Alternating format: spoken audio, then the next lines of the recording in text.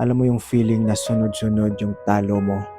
Nagda-doubt ka na kung effective ba talaga yung strategy mo, yung trade plan mo, yung system mo. Kasi ako, naranasan ko yan this March. Sunod-sunod yung talo ko.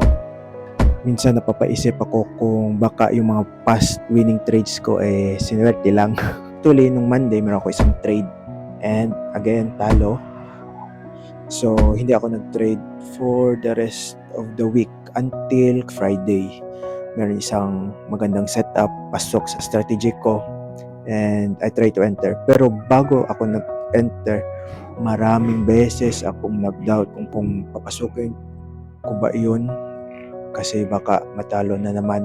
Kasi yung talo ko is halos kuhain niya yung gains ko last February. So nag-aalangan talaga ako. But pasok naman siya sa strategy ko. Yung mga setups nandoon.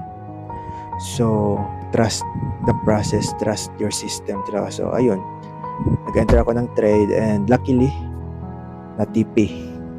So medyo na-lessen yung loss ko for this month, and siguro ang target ko na lang for the remaining weeks of this month is to break even kung merong magandang setup. So ayun lang, take away ko lang is trust your strategy.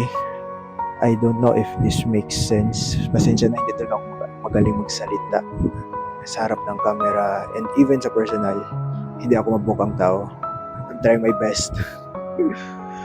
And ayun lang, update lang sa trade, and sana ma-reach ko talaga yung 500 na kapital. Kasi yung 200 ayaw talaga ibigay eh. Sa 200 pa lang, ayaw ako palagpasin sa 200 na level. Sana ma-maintain yung 200 and mag-shoot na sa 500. Yun lang.